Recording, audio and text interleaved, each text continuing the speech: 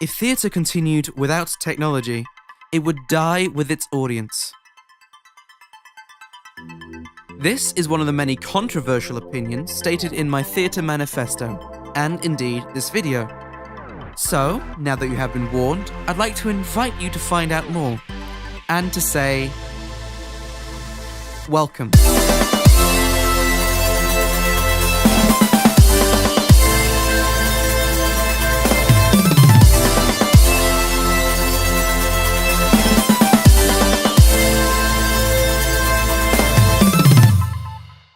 Now, before we go into what this is about, let me give a quick introduction.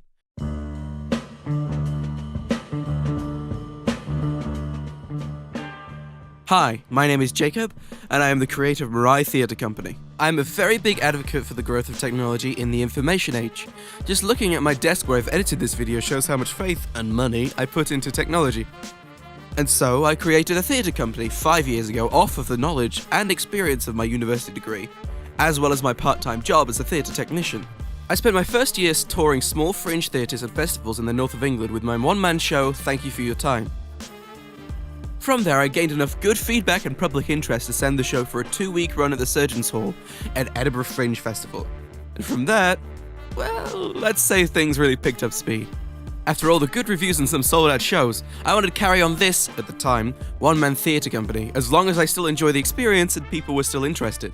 From there, I've created a new show every year and toured all around the country with them, often finishing the run at Edinburgh Fringe. I'll talk about these shows later on. But first, let's get back to this. Why on earth did I decide to start this video, my first video in fact, with such a divisive and some might say harsh statement? Now, I'm not going to sugarcoat it, I'm pissed. I am royally pissed. For my entire life, I've had technology grow in sophistication as I grew alongside it. I started my childhood with games reaching the basics of 3D modeling and movement, and ended it with a way to experience immersive virtual reality games in your own living room. In the 90s, you could buy Pro Tools, and only Pro Tools, for a hefty amount and create music at home on a cassette tape. Whereas now, you can get so much music software online for free, to then release around the world in a matter of seconds. I grew up in a world where there was an amazing new revelation in technology every day, and it made me excited to become an adult and use all of these advancements wherever I go and whatever I do. But, apparently, I was the only one. All of this has got to the point where people actively shun technology in theatre, often using it as a scapegoat when something, and more often someone, goes wrong. So many times I have seen theatre makers shoehorn bits of technology into a show, often last minute. As soon as something slightly goes wrong, they outright blame the hardware or software and move on without solving the situation. Do you want to know why they blame the technology? Because an audio cue system can't complain back. Because a lighting state can't be given notes. Because a laptop can't leave a production because of the constant verbal abuse that it gets. All of this because a theatre maker can't understand that the only thing to blame for the error is themselves. And after all of that, they still go ahead and use the same technology show after show, sometimes hoping that it's miraculously solved by some form of higher power. And after all of this, there seems to be this renaissance period in contemporary theatre where recorded music, audio effects, and any form of technical enhancement is a reincarnation of the devil and should have no place in theatre. The uses of technology is a case of boys just getting overexcited about their new toys, like it's taking over the theatre, like it's supposedly taking over everything else around us. Well, if that's the case, then fine. Let's remove every bit of technology from your theatre show to make it more in touch with the people that are watching it. Well, first, let's get rid of this pesky audio cue system. Might as well lose the mixing desk too and turn it into those speakers. Didn't need them anyway. Ooh, let's get rid of those annoying LED lanterns up there, along with the fancy lighting desk that's unnecessary. Oh, but then if we take the computer for the audio system, that means we've got to also take the computer that you wrote the script with and did all the social media promotion on. Well, goodbye to the printers for the posters and flyers too. So, in the end, you've got a show lit by limelight performing to an audience of absolutely no one because no one knew what was happening. Do you see how important technology is now?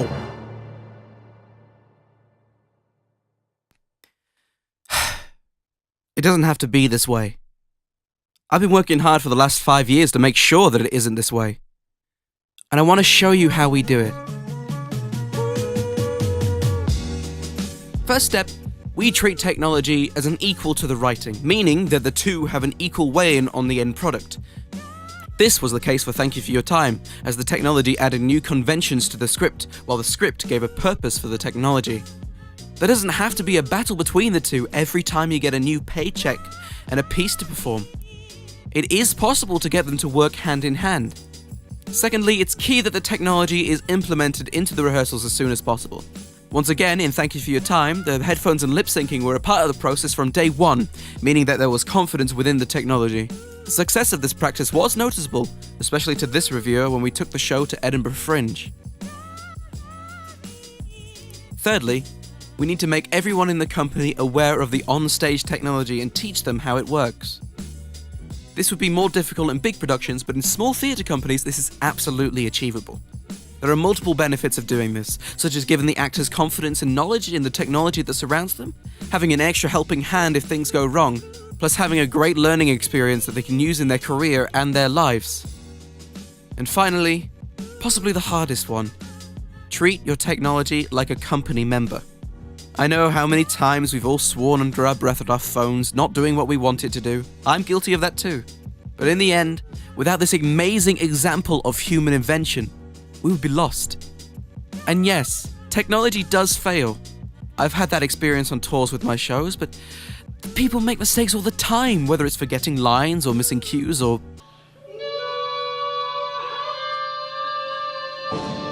other things. No one is perfect. Nothing in this world is perfect. Humans are just another machine that fails sometimes. Sometimes you just have to accept that fact and try your best to solve the problem.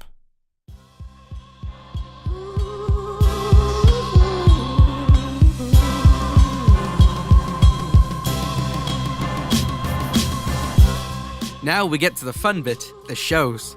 Here's how I use these 4 rules in my 4 productions so far. Number 1, Thank You For Your Time. Where it all began. The story is about the voluntary seclusion and isolation of a man with the use of headphones. So naturally, the audience were all wearing headphones and listening to a pre-recording of my voice while I lip-sync along. What this does is bring the audience into the world of the character and gives the piece a certain aspect of interactivity. And since the majority of the show was done via headphones and an audio track, the technology was implemented immediately into the rehearsals. The cast, like most of my shows, was just one, me. So that's number 3 ticked. I had a contact with the company that supplied the headphones and used them for any issues or tips about how to use them best. I also made sure that they were properly protected and maintained during the tour. Number 2, Voyeur. Voyeur is a story about Michael and his distrust for his wife. So much so that he puts cameras around his house and spies on her. Lovely. To work with this, we set up a live feed of the cameras in the house and projected it onto the back of the stage. This in turn gave the writing a lot to play with. This one had the technology implemented in the early stages of the rehearsals instead of immediately. Because it had such a prominent role in the end product, there wasn't much to do without it. Once again, the onstage cast was just me. Having the minimal cast and crew has many advantages for a small company. This certainly is a unique one, I admit. Since we worked with the video for the lot of the runs, the cooperation and the overall performance was tight. Many precautions had been made to get the 2 performances equal when it came to the final piece. Number 3, A Friend from Tokyo. This play is the chronological story of 2 friends that are 5,800 miles apart. To represent this on stage, we made the friend in Tokyo a 3D animation and back projected it onto a gauze, similar to a technique used in Vocaloid concerts in both Japan and America. We could do quite a lot of the rehearsals with a stand-in for the animated character, but we held off from that for the most part, since the actor needed to learn how to properly interact with a person who isn't there.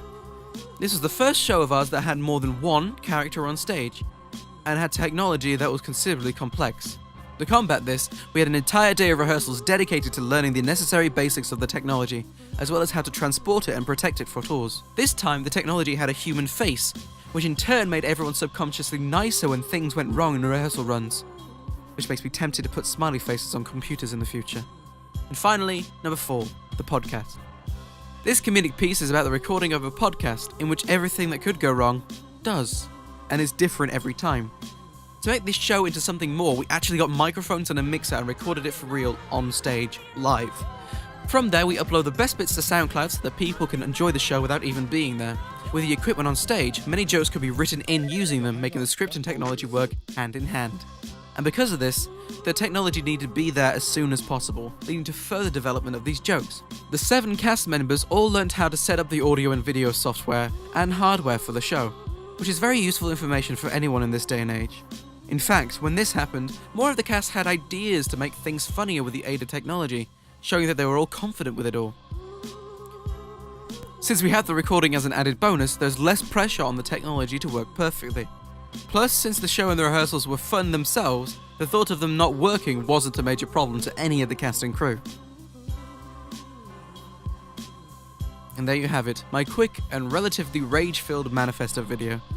Please check out my website for more information about all of these shows, including news, reviews, and some detailed insight into my manifesto.